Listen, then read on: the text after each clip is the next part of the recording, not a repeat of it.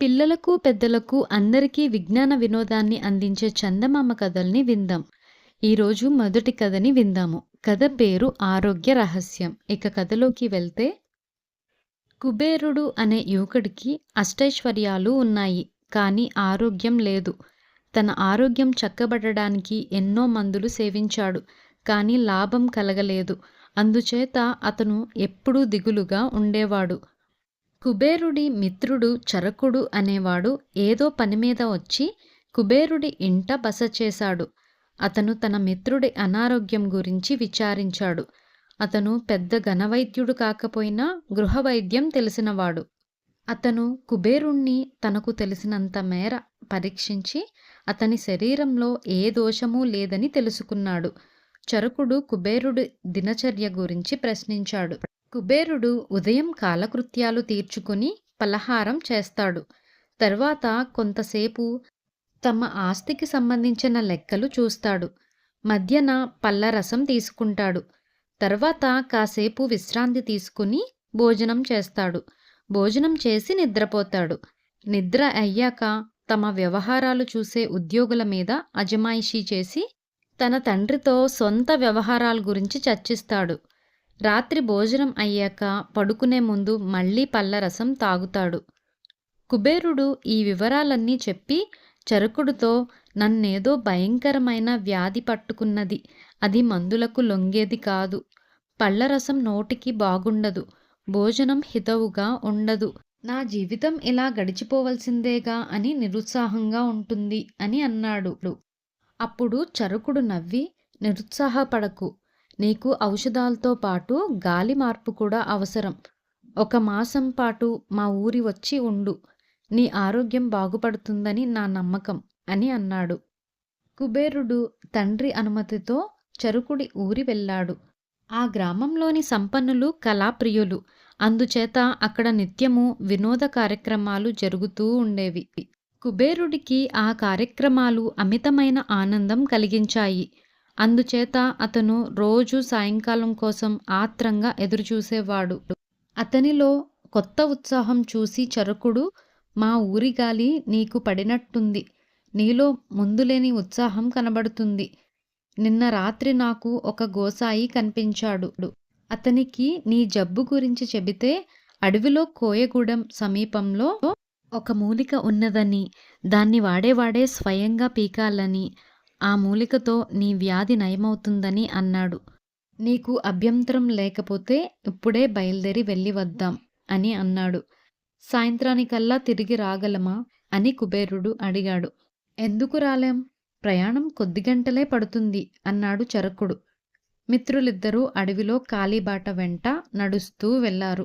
చరకుడు చకచకా నడిచేస్తున్నాడు గాని కుబేరుడు నడవలేక మధ్య మధ్య ఆగిపోతున్నాడు. నా వయసువాడివే కదా, నాతో పాటు నడవలేకపోవడమేంటి అన్నాడు చరకుడు. నా ఆరోగ్యం సరిగ్గా ఉంటే నేను నడుద్దును అన్నాడు కుబేరుడు. నీ ఆరోగ్యం గురించే కదా పోతున్నాము. త్వరగా పోకపోతే తిరిగి త్వరగా రాలేం అన్నాడు చరకుడు. ఆ మాట వినేసరికి కుబేరుడు పట్టుదలగా చరకుడు వెంట నడిచాడు. ఇద్దరూ చాలా దూరం నడిచి వెళ్ళాక చరకుడు ఒక మొక్కను చూపి, ఇదే మూలిక, నీ చేత్తోనే పెకలించు అన్నాడు.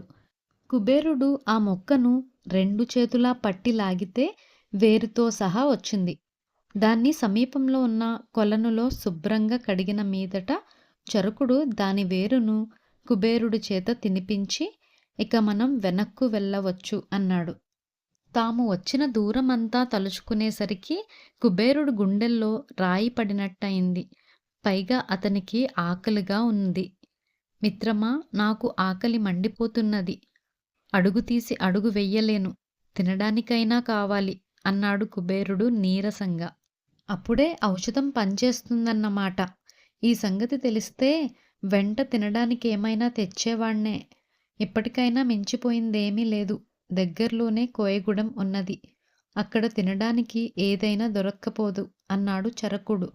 కోయగూడెం అంత దగ్గర్లో ఏమీ లేదు. అయినా గత్యంతరం లేక కుబేరుడు అక్కడి దాకా నడిచాడు. కోయదొర వారికి స్వాగతం చెప్పి అప్పటికప్పుడు వెదురు బియ్యం వండించి పెట్టాడు.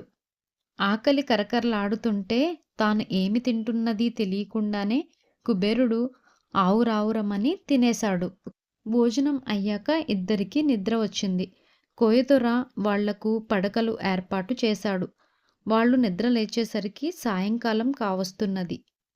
ఇద్దరూ ఇంటికి వచ్చేటప్పుడు కుబేరుడు, నీ మందు అద్భుతం, నాకు మంచి నిద్ర పట్టింది, ఒంట్లో చాలా సుఖంగా ఉంది అని చరకుడితో అన్నాడు.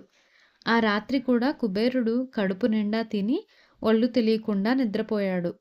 మర్నాడు చరకుడు అతనితో, ఆకలి పుట్టడానికి ఉపవాసం తప్ప మరో మందు లేదు, నిద్ర పట్టడానికి శరీర శ్రమ తప్ప మరో మార్గం లేదు, మనసు ఉల్లాసంగా ఉండాలంటే వినోద కార్యక్రమాలు అవసరం. ముందే ఈ మాట చెబితే నువ్వు నమ్మవని మందు పేరు చెప్పి ఇలా తీసుకొచ్చాను.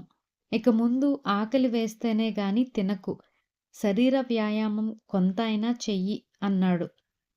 కుబేరుడు ముందు ఆశ్చర్యపడినా తర్వాత నిజం గ్రహించి తన ఊరికి తిరిగిపోయి చరకుడు సలహాను అమలు చేస్తూ వచ్చాడు. తమ గ్రామంలో అతనే వినోద కార్యక్రమాలు కూడా ఏర్పాటు చేశాడు. ఆరోగ్య రహస్యం అనే కథ ఇక్కడితో సమాప్తం.